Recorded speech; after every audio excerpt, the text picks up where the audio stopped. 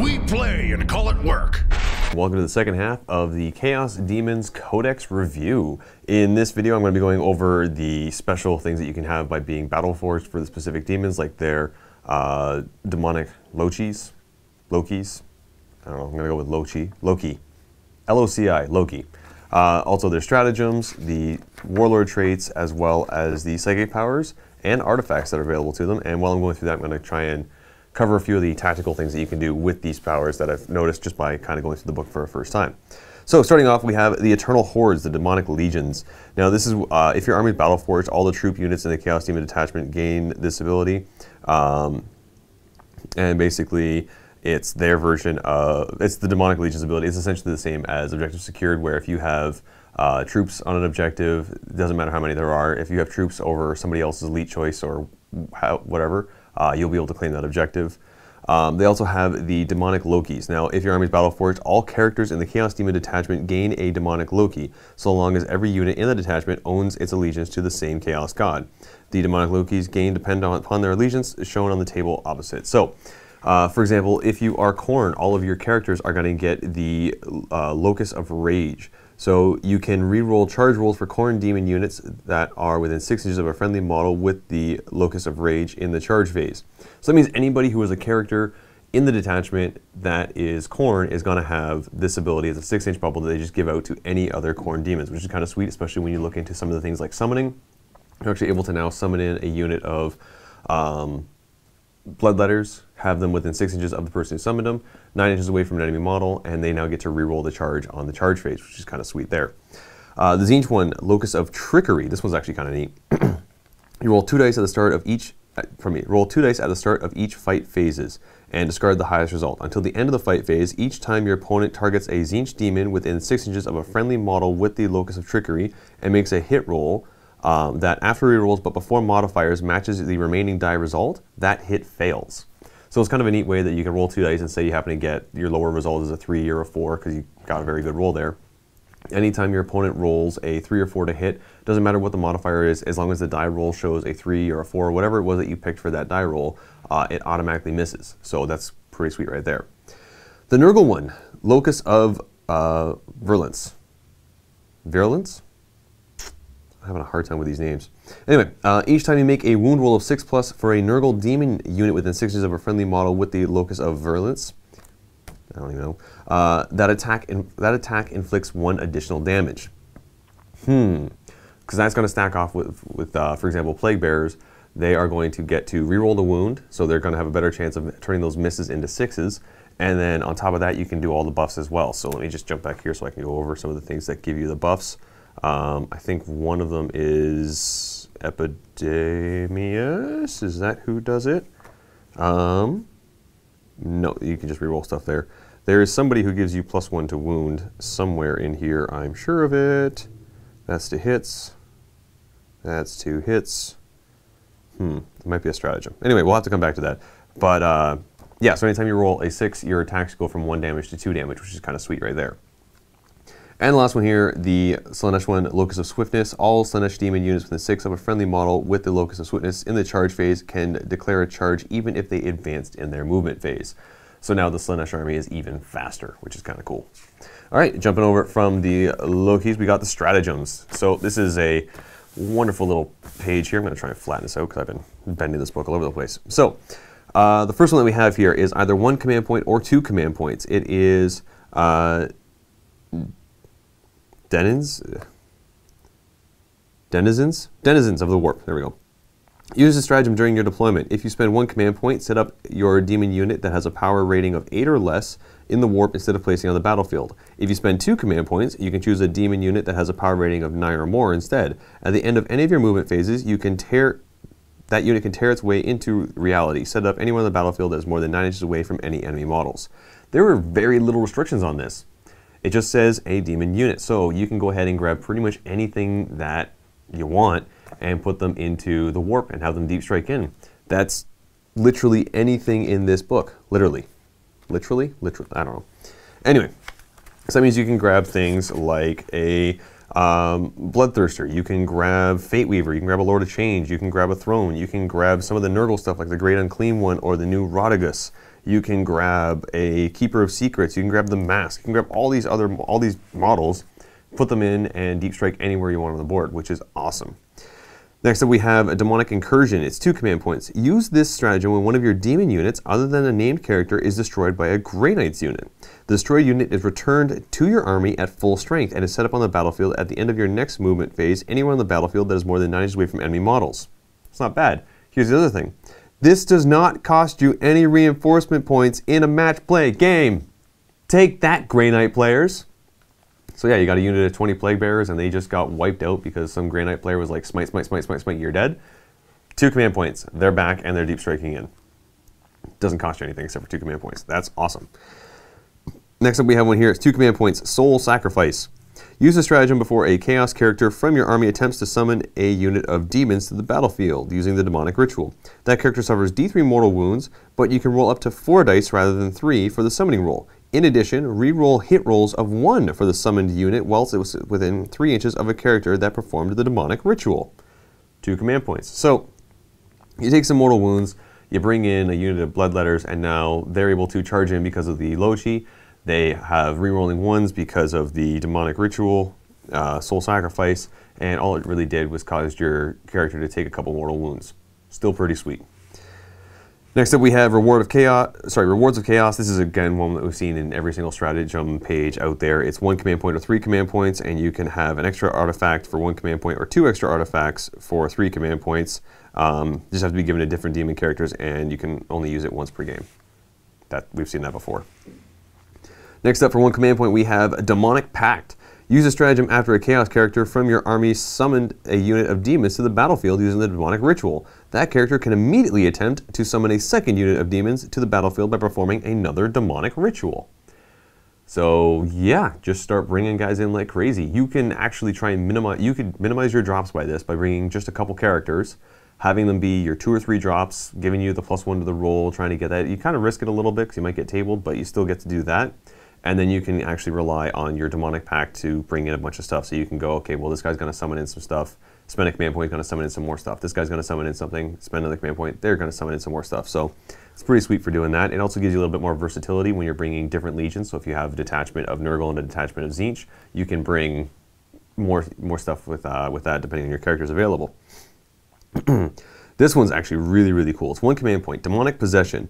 Use a stratagem when an enemy Psyker unit suffers perils of the warp. That unit suffers 2d3 mortal wounds instead of d3. So it kind of gives you a chance to capitalize on your opponent rolling a perils for whatever reason. So it's kind of neat there. If you have some of those characters out there that have 4 wounds, so you never have to really worry about suffering that first perils. If they happen to suffer a perils, you can spend that command point, and now you've got a pretty good chance of killing off that character. For 2 command points, you can get Warp Surge. This stratagem is used at the start of any phase. Select a unit of demons until the end of the phase. You cannot reroll saving throws for the unit, but its invulnerable save is improved by 1 to a maximum of 3+. Pink horrors. So, still, that's pretty cool. You can have a bunch of guys running around with a 3+ invulnerable save. You don't get any rerolls for it, but still it's a 3+ invulnerable save. And now we start getting into the Allegiance-specific ones. For 1 command point, the Khorne Demons. Use a stratagem before the battle. Choose one of your Khorne models with a demonic icon. That icon is upgraded to a Banner of Blood. In addition to its normal ability, the power of the banner can be used once per battle, just before the bearer declares a charge. When used, the bearer's unit can charge 3d6 instead of 2d6. Keep in mind though, the 3d6 charge does not mean that you can declare a charge further than 12 inches. So you can't just say, okay, well, you know what, I know I can't make this 13-inch charge because it's out of range. I'm going to use my Banner of Blood and now go for it. You still have to remain in that 12-inch range, but it does give you a better chance of, again, summoning in a unit using the Soul Sacrifice. Right? Yep, Soul Sacrifice. Summon in a unit, you got the Lochi, so you get to reroll the charge, then you spend 1 command point, you get the 3d6 charge. That's pretty good. Actually, I take that back. You can't do that. Because it says, the stratagem says, use the stratagem before the battle. Choose one of your Khorne models with the demonic icon. So the model actually already has to be on the board. Okay, I take that back. That's not going to work. Next up we have, for 2 command points, Locus of Wrath. Use a stratagem at the start of any fight phase. Select a Khorne demon character from your army. Until the end of the phase, you can reroll any failed hit rolls made for friendly Khorne demon units within 6 inches of that model. Nice little buff right there. And then we have this one. For 3 command points, Frenetic Bloodlust. Use a stratagem at the end of any fight phase. Select one of your Khorne demon units. That unit can immediately fight again. Whew, that is not restrictive at all. You can pick any Khorne demon model. So you can pick your Bloodthirsters, you can pick your Bloodletters, you can pick the Blood Crushers. You can, wow, there's a lot of blood stuff in this. But you can essentially pick any Khorne demon unit and make them fight again. Sweet. All right. Now we're moving on from Khorne to Nurgle. For 2 command points, we have Revolting Regeneration.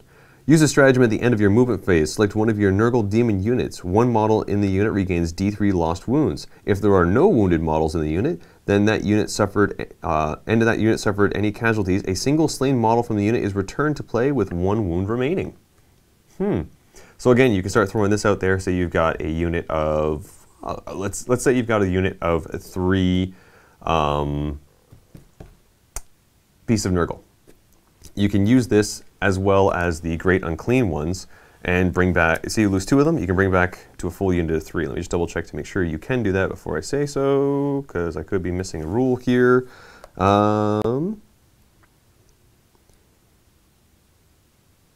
Yep, it just says a single slain model is returned to that unit. So, when do you use this? At the start of each of your turns. So yeah, you could use this at the start of your turn, declare that you're gonna, on a 4+, bring back a Beast of Nurgle, so your unit goes back from 1 to 2, and then you go ahead and use the Revolting Regeneration for 2 more points, bring back another one with 1 wound remaining.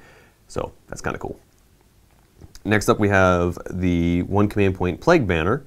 Use a stratagem before the battle. Choose one of your Nurgle models with a demonic icon. That icon is upgraded to a Plague Banner.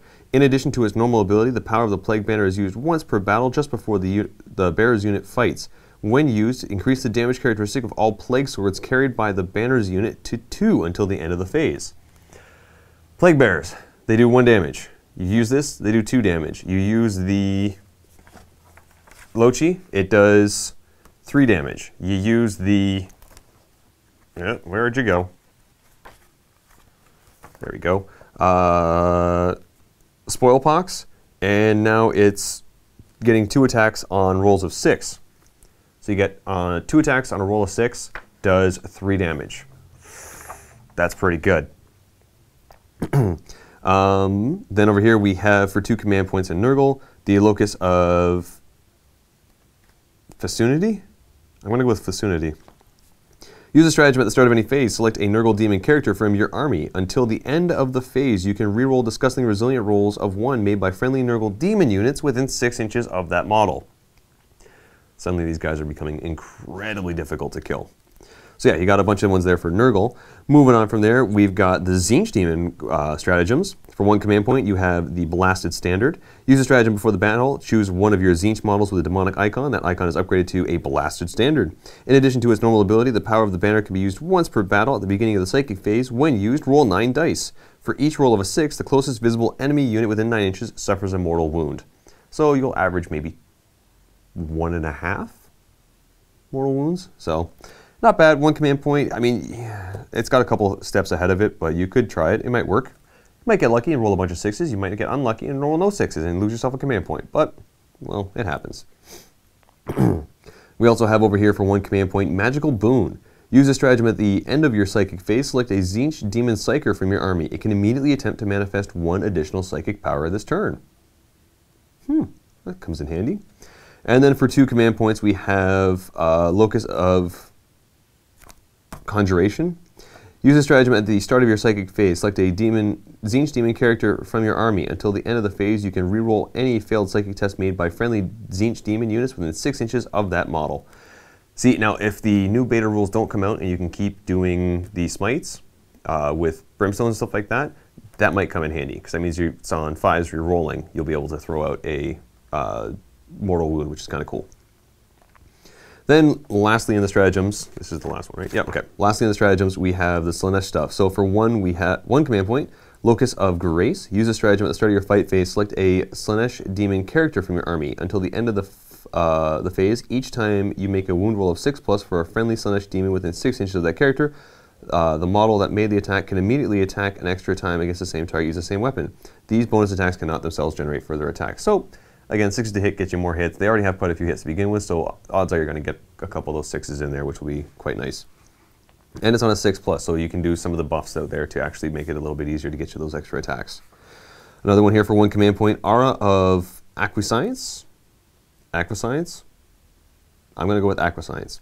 Use a stratagem at the start of any fight phase. Select a Slaanesh demon unit from your army. Enemy units within 3 inches of that unit reduce their attack characteristic by 1 to a minimum of 1 until the end of the fight phase. That's cool. Throw that on the mask if she's engaged with something that you don't want to deal with and you're not really using her too much except for getting the +1 to hit. Comes in handy. And lastly, right here we have for 1 command point the Rapture Standard.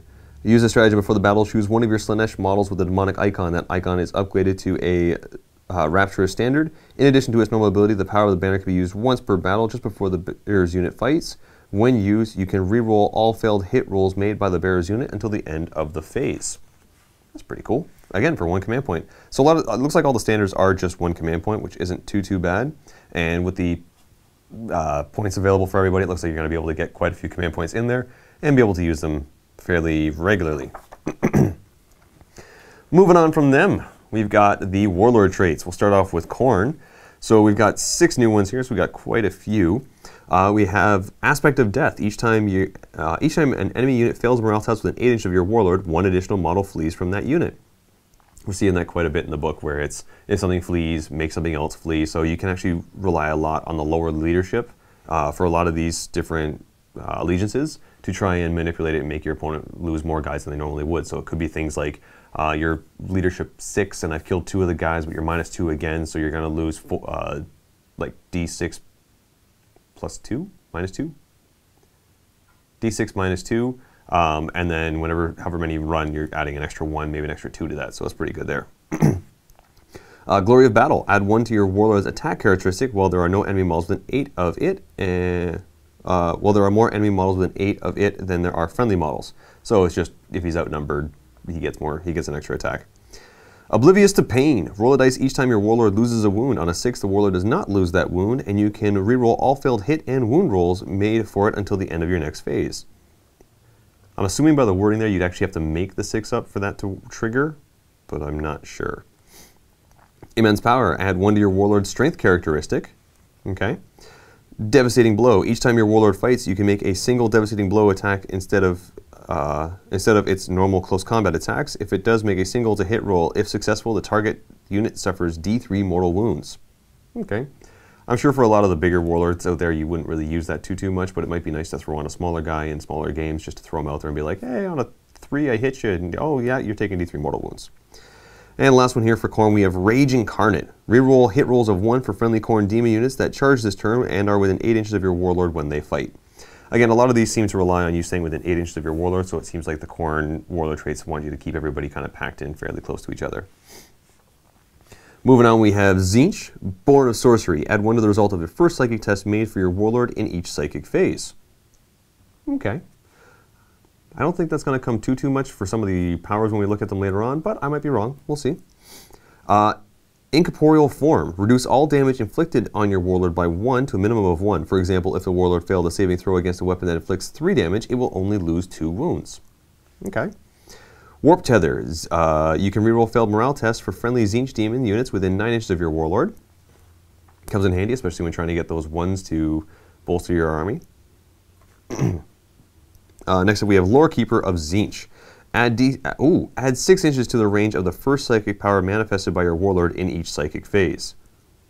That's pretty cool, especially when you start looking at some of the other powers out there. Tyrant of the Warp. Roll a dice each time your Warlord suffers perils of the Warp. On a 2+, your Warlord's psychic mastery is such that they do not suffer perils of the Warp.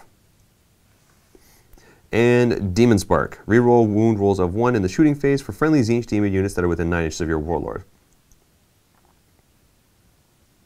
Yeah, okay, I can see that, especially if you're bringing like flamers and stuff like that, it would come in handy. Next up we have Nurgle. This is where it gets even more ridiculous.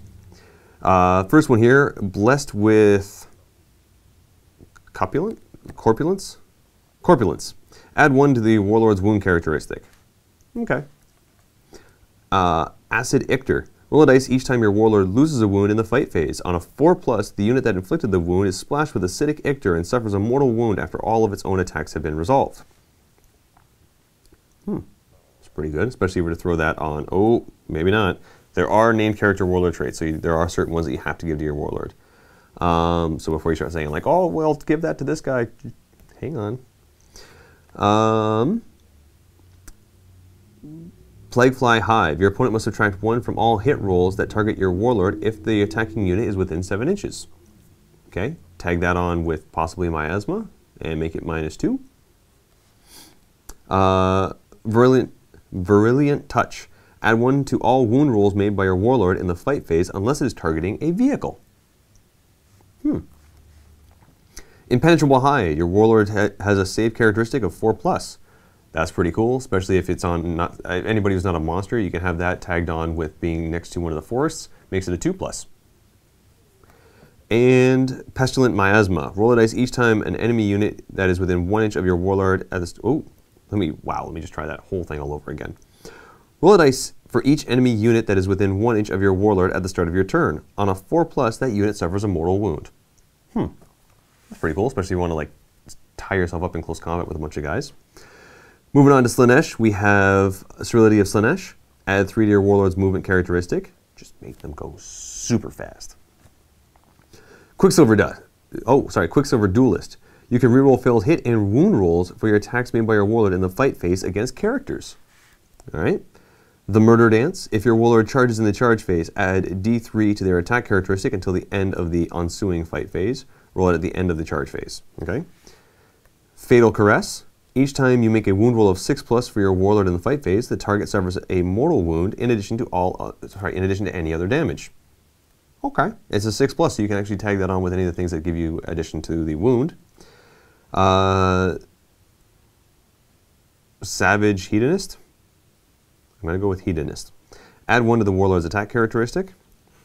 And lastly, we have pardon me, Bewitching Aura. Enemy models subtract 1 from their attacks characteristic to a minimum of 1 whilst they're within 6 inches of your Warlord. This does not affect enemy vehicles. Neat. So yeah, you can see there's a couple of Warlord traits here. Again, I never really see the Warlord traits as being a huge thing for building your army around, but there are definitely things throughout this that can actually buff up your army in specific areas, but there's nothing that you're going to really be like, hey, you know what, if my Warlord has the Murder Dance, then I'm just going to make her throw tons of attacks out there. I'm going to build my entire army around my Warlord throwing a bunch of attacks out there. So stuff like that's not the biggest thing out there. So what you might want to build around, though, is the artifacts. Let's talk about artifacts here.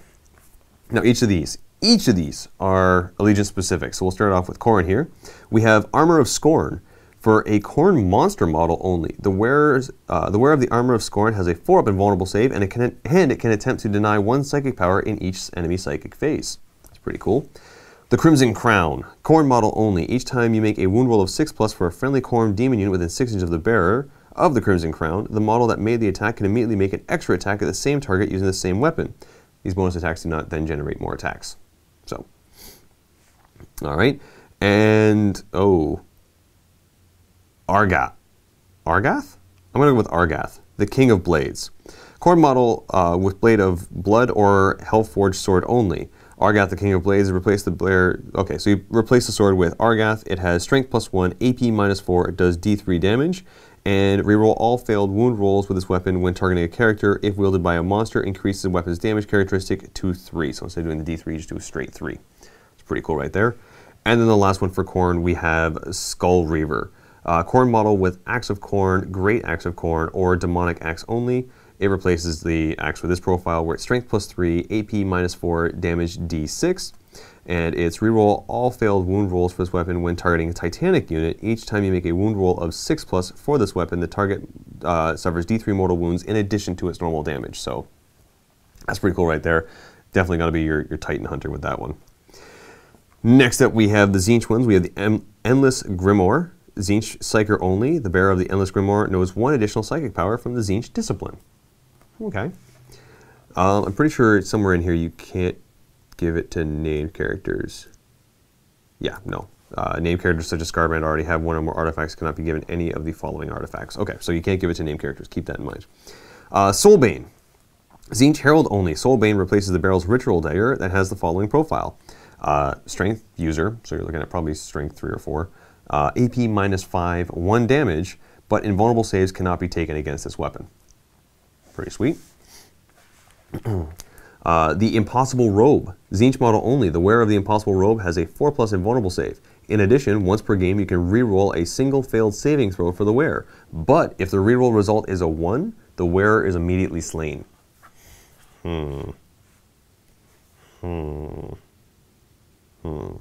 Pretty sure Ethereal Foam will also tag on with this as well, so you'll go from that 4-up save to a 3-up invul, which is kind of cool. The Everstave. Yep.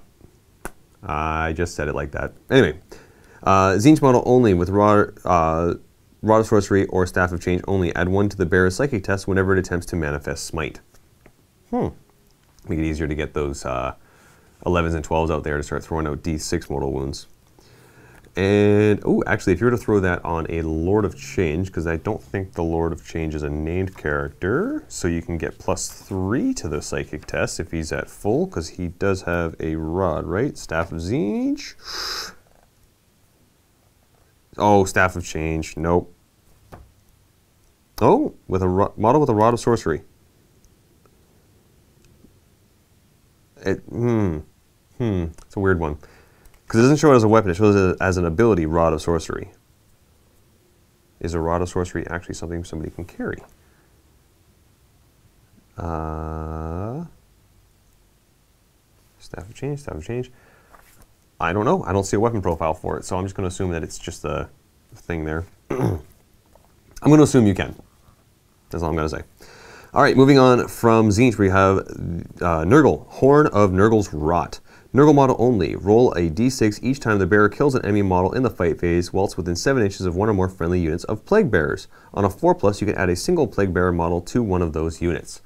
Again, another way to make the Plague Bearers just impossible to get rid of, because you've got the command point to bring back a model, you've got the Great Unclean One bringing back a model, and now you've got this on a 4+ brings back a model. Okay. Then we have the Entropic Kneel. Nurgle model only. Enemy units must subtract 1 from their leadership characteristic whilst within 7 inches of the bearer of the Entropic Kneel. Okay.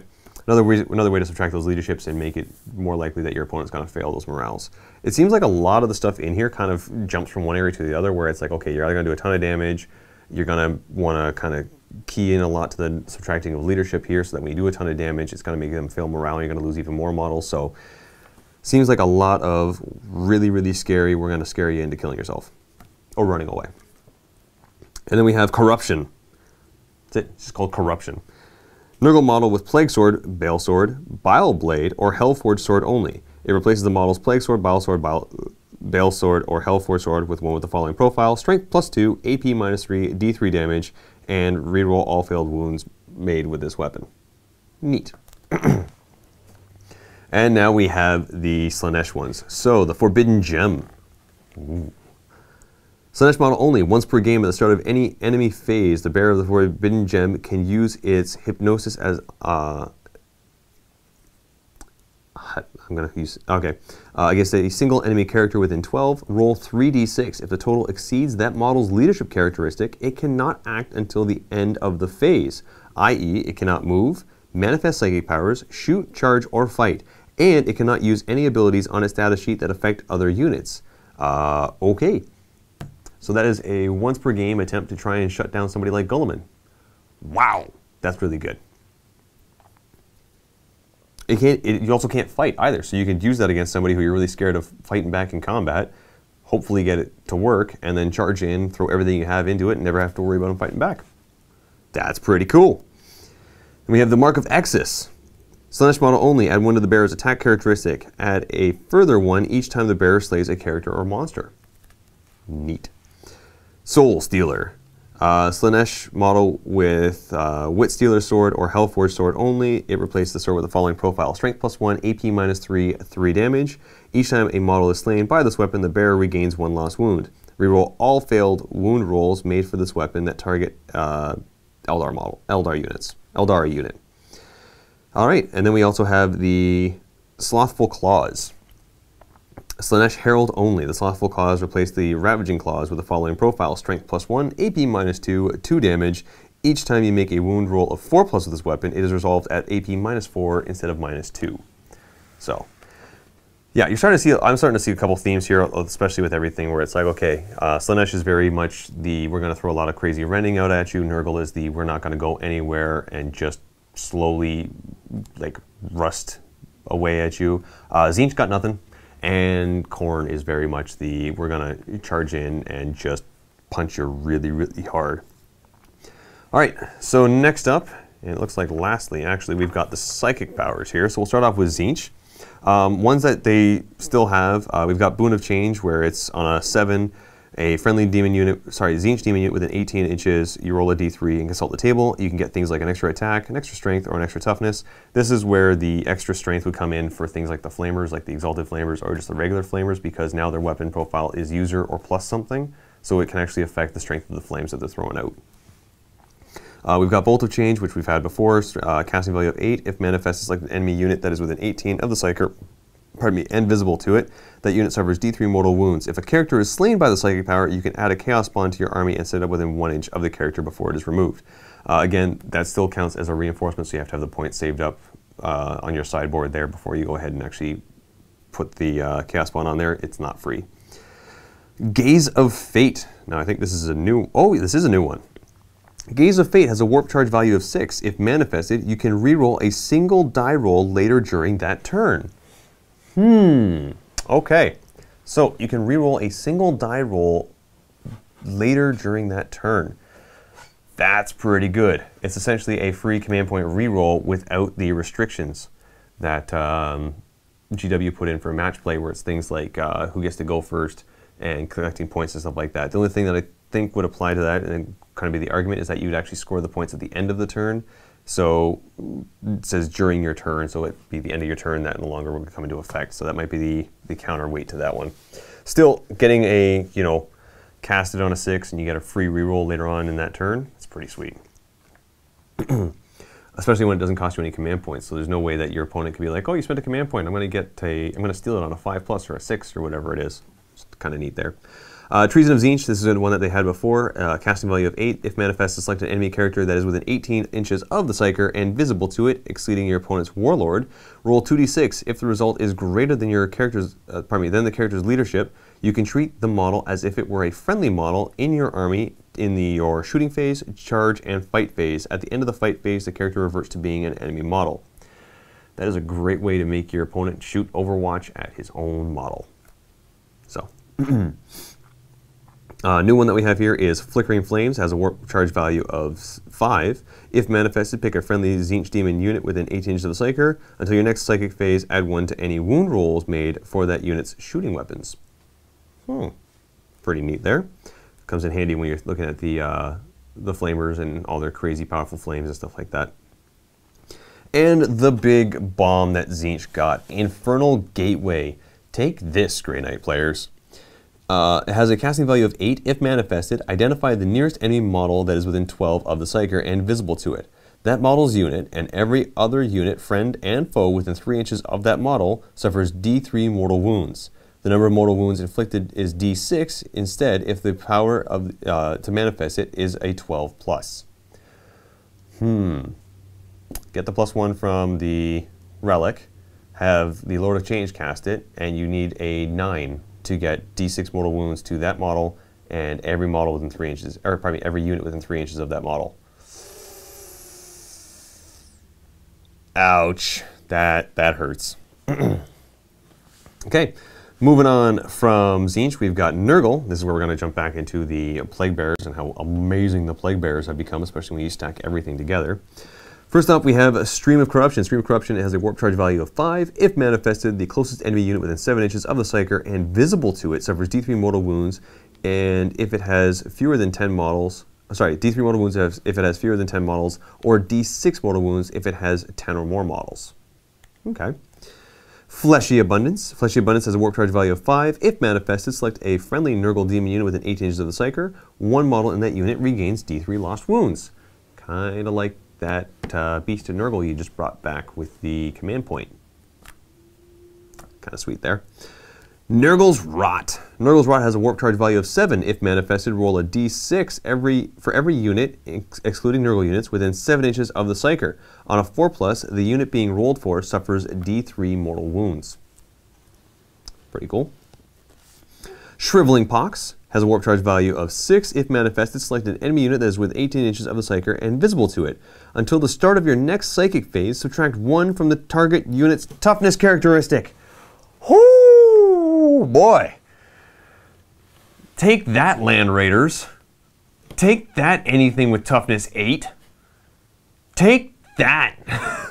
That's actually really, really good, especially when you consider that you're going to start stacking up things with Epidemius and other things for Plague Bearers. I'm drawing a blank right now on what it was. So you can essentially, it might as well, no, there's no comparison to it. Just being able to reduce something's toughness by 1 is amazing. Dropping somebody down from 8 to 7 is huge. From 7 to 6 is also huge. Oh, it's great. The ability to possibly drop somebody from 4 to 3 or from 5 to 4 while you put yourself from 4 to 5 or so on and so forth makes it just so much better. Now you're wounding on 3s and oh, it's so good. So good. It basically negates wounding on 6s. Oh, love it. And then the next one that we have here is Virulent Blessing. I can already see the comments, guys. Yeah, I can't read, but I can't enunciate. But anyway, has a warp charge value of 7. If manifested, select a friendly Nurgle demon unit within 18 inches of the Psyker. Add 1 to wound rolls made for that unit in the fight phase. Hang on. There's more to this, but before we continue with that, add 1 to the wound roll. Each time you make a wound roll of a 6+ with a Nurgle demon within 6 inches of a friendly model with the Locus of Vengeance, it inflicts 1 additional damage. So now it's on 5s. You do an additional damage. Wait, there's more. Where was it? So now you're going from 2 damage to 3 damage because of 5s. So now you're doing 3 damage on 5s. I think that was it for there. Okay, yep. So now you're doing, for every 5 to hit, does 3 damage. And then, furthermore, wound rolls of 7+ made for that unit in the fight phase inflict double damage. Woo! 6 damage! 6 damage a swing from a Nurgle Plague Bearer. What? Oh, that's good. That is so good. Okay. Just had to get that out there. Glad we had that talk. Okay. Oh, wow. Wow. 6. Okay. Next one they have here is Miasma of Pestilence. Miasma of Pestilence, we all know what this one does. Warp charge value of 6. If manifested, select a friendly Nurgle demon unit within 18 inches of the Psyker. Until the start of your next Psychic phase, your opponent must subtract 1 from all hit rolls that target that unit. So. Oh, you can make Plague Bearers so good. Okay. Slanesh, you can wait. You can wait a second. I gotta. Okay. So let me just jump back here. I'm gonna need this page. Nope. I'm gonna need this page, this page, this page, and just all this stuff over here. Okay. Okay. Okay. All right. So let's start off just looking at Plague Bearers really quick here because this is so good. Okay. I'm shaking. I'm so excited. First off, Plague Bearers, if they're in a unit of 20, they can benefit from Cloud of Flies, which makes them -1 to hit from all hit rolls that for attacks that target them. So they're -1 to hit if there's 20 or more at the start of the phase. They're -2 when you put Miasma of Pestilence on them. So now they're -2. They have a movement value of 5. But if you have the Spoil Pox, they have a movement value of 7 when they're within 6 inches of it. Then, for the movement value of 7, you get the tree. Where's the tree? Where's the tree? Tree. Okay, you get the tree. That means that they can advance and charge. So now you've got 7-inch movement, plus D6 from the advance, and then able to charge. So good. That's so good. That's so good. And they're getting +2 to their saving throws during that time. Then, I have this open still, right? Yeah, I do. Okay. So then, you've got them add 1 to all hit rolls made for plague bearers within 6 inches of 1 or more friendly models with this ability. In addition, if you make a hit roll of 7+, the plague bearers within 6 inches, they get to make an additional attack. So, oh, it's so good.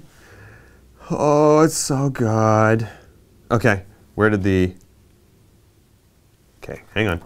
So now they are hitting on 3s, but... Sorry, hitting on 3s, 6s give them extra attack. Then you have the Mask of Slaanesh stand next to the unit. You've summoned them in somehow, or just ran her across the board. And she did her Eternal Dance, so now they're getting +1 to any hit roll. So now they're hitting on 2s. They're hitting on 2s and getting extra attacks on 5s. Okay. Okay. Okay. Then, on top of that, you have the Poxbringer standing nearby to add 1 to the strength characteristic of Nurgle demons within 6 inches. So now they are strength 5. They're strength 5, hitting on 2s, getting extra attacks on 5s, -2 to hit, moving 7 inches, and charging after they've advanced. Then, I like how I keep going then, like there's more. Oh, there's more. Oh, there's more. Oh, I just lost the plague bearer page. Okay. Then, I don't need you anymore. Went over that. Then, on top of all of that, let's say, for whatever reason, you've been playing out this game for a little while now, and you have Epidemius actually on the board, keeping track of what's going on. If you've killed 2 units, you can re-roll hit rolls of 1 for all friendly Nurgle demons. So now the plague bearers are hitting on 2s, re-rolling. Okay. Then, if you happen to have 3, you can increase the move characteristic of all friendly Nurgle demons by 1. So now they're moving 8 plus d6 and charging. If you happen to get them at 4, they are now getting +1 to their strength characteristic. So now they're strength 6. Strength 6! Okay. 5 increases their toughness characteristic.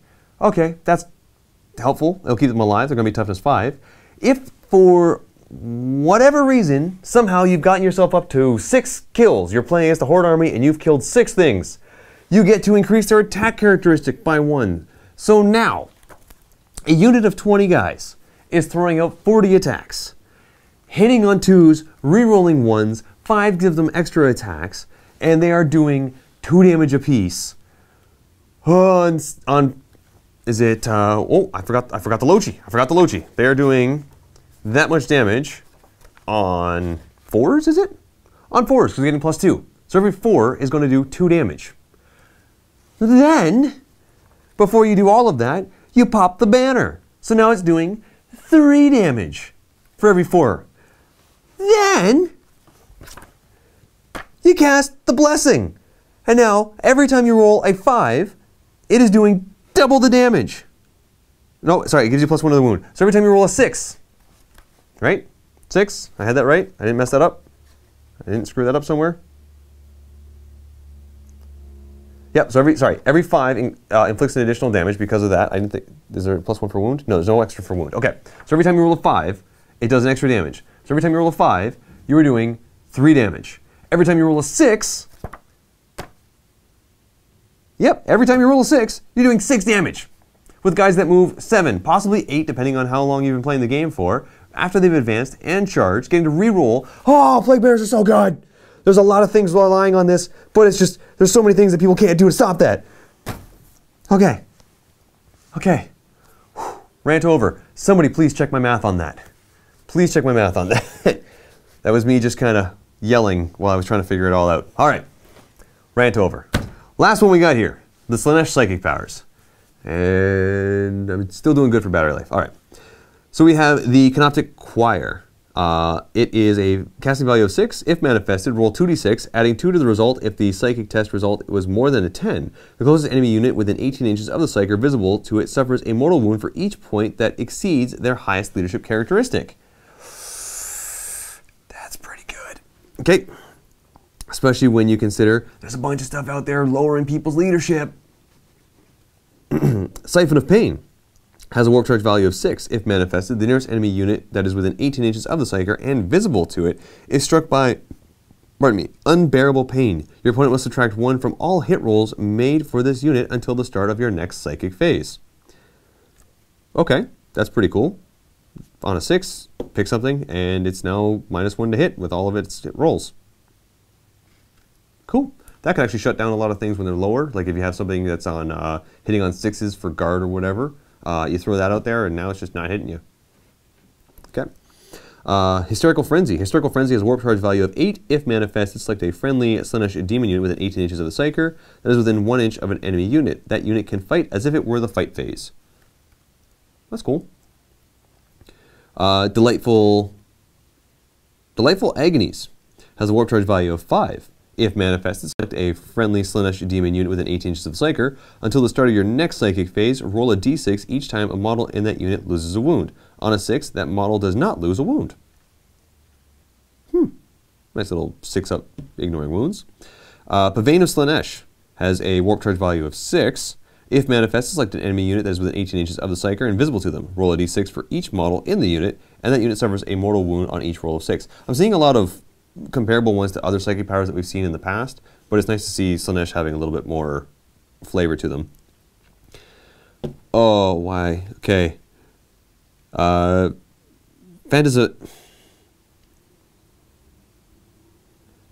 Phantasmagoria. I'm guessing here. Has a warp charge value of 6. If manifested, enemy units must subtract 1 from their leadership characteristic until the start of your next psychic phase while they are within 12 inches of the Psyker. Again, another thing that lowers the leadership. So again, you can tag that on with a couple of other things that we've seen in the book to lower the leadership even more and more and more, and then do a Canoptic Choir and throw out a ton of mortal wounds, potentially. Yeah. All right. And then lastly, we have the Dark Heretics Discipline. I think a lot of these we've seen before. This one only has 3, so this is things that are available to Be'lakor and I think an unmarked Chaos Demon. Infernal Gaze has a warp charge value of 5. Oh no, these are all for Be'lakor. Sorry. If manifested, select an enemy unit that is within 18 inches of Be'lakor and is visible to him. Roll 3 dice. The target suffers 1 mortal wound for each roll of a 4. We've seen stuff like that before. Death Hex has a warp charge value of 8. If manifested, select an enemy unit that is within 12 inches of Be'lakor and visible to him until the start of your next psychic phase. That unit cannot take invulnerable saves. We've seen that before. And lastly, we have Gift of Chaos.